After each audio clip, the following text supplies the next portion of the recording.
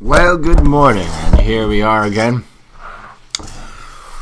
Today is December 5th, 2020, and as you might have guessed, Power Hour is waiting for the studio still. You know, we're signed, our TV show was signed before COVID started back about 6 or 7 months ago, and still to this day, we're waiting for COVID to subside so we can get back into the studios and fulfill our contract that we signed with the company in Hollywood. So until that happens, I think what we're doing is we're being faced with just sitting back and doing some audio recordings, and then also we'll try to do some video as well. We'll try to mix it up. But what seems to be the most effective, since we can't afford a big giant cast and crew with lighting and camera and makeup and sound and all that, it's easier to plug in a microphone and to launch our show from an audio version, which is not such a bad idea for some of you, because I've heard some people like my voice, although I think my voice is atrocious, but but then that's me. I've lived with it no, I'm just kidding. But you know, so December 5th is the landmark day of 2020, which means that we only have about 25 days left in the year. And that is a bittersweet sound to a lot of people. And it's a very sweet sound to a lot of other people. Because 2020, to some folks, it was just not the best year to be around the United States. And you know, some people, though, believe it or not, some people actually absolutely had the best year of their life. Now, I'm serious, and I've talked to some people who said, oh my God, 2020 was absolutely the best year of my life ever. And then I talked to some people who said 2020 was not the best year. Well, is 2020 going to be missed? Well, you know, to be honest, I enjoyed 2020. I had a great time. I mean, granted, it was probably the weirdest from the government standpoint as far as what they've done.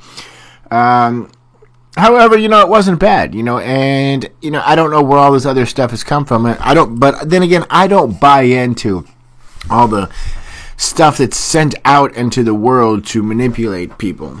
You know, that's one of the reasons that I am who I am, and you know, being King Rollo's great-grandson, King Henry III's great-grandson, also William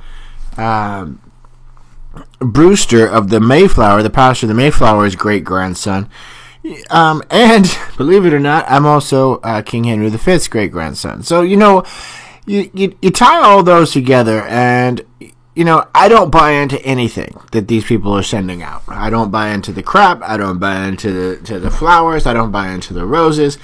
I don't buy into any of it. And, you know, is 2020 going to be missed? Well, sure. I mean, absolutely. It was a beautiful year, and I don't think it was able to reach its maximum potential this year.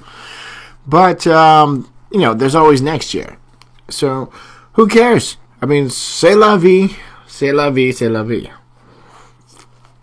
Now, let's get into what we're going to be talking about this morning. But before we do that, let's take a moment to recognize birthdays today. We got some historical birthdays. For example, today's is Pope Julius II's birthday. He's the one who commissioned Michelangelo to paint the Sistine Chapel. So happy birthday to Pope Julius II.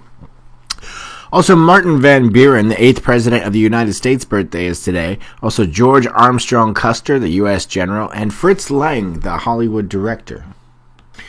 Also, birthdays is Walt Disney's birthday today. How about that? Happy birthday, Walt Disney. Oh, gee, wow, that's swell. Happy birthday. I can't really do a great Mickey Mouse impression, but I do a decent one. So, but in the news today, what we have is Donald Trump is going to visit Georgia in rally support for Purdue and Loeffler. So what he said is that President Donald Trump will visit Georgia soon to support his friends Senator David Perdue and Senator Kelly Loeffler ahead of the January runoffs. So he's going to lend his name and lend his credibility to them, so that you will all then transfer your votes over to him. Now that's very, that's very nice of him to do. They all face Democratic challenges, and for the January 5th runoff elections, and which will decide what party controls the U.S. Senate. Trump has continued to push unsubstantiated claims of voting fraud, though. I mean, he's still saying that he lost the election, and he has millions and millions of votes that were not counted. Well, that may be, that may not be. I mean, it's up in the air as far as who had how many votes, because nobody can actually sit there and count them all.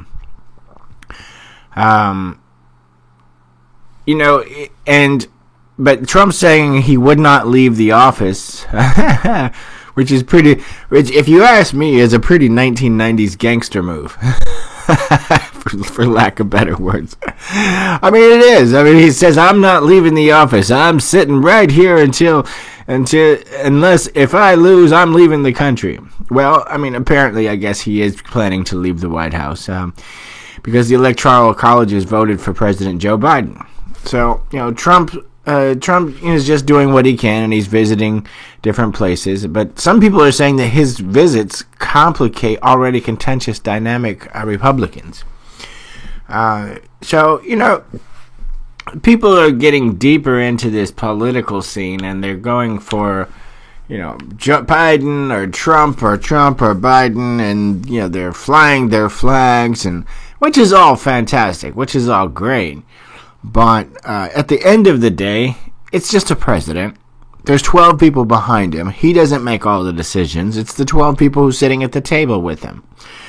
Ever since, probably the 1950s, JFK or so, the president has pretty much just been the spokesperson.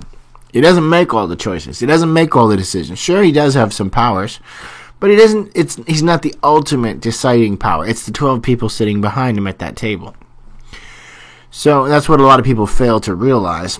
But the president can be the ultimate decision maker. I do know this because, like I said, I am from royal family. So who did I vote for? Well, I voted for myself. I didn't vote for either party, and I wasn't against either party. To be completely honest, before Trump came on board, I wanted a woman president.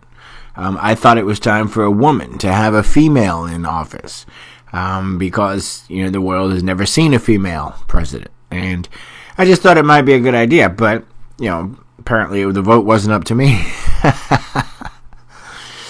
Well, anyway, here we are, December 5th. Happy December 5th, everybody. I hope you guys are all having an exciting and positive and wonderful, fun-filled day.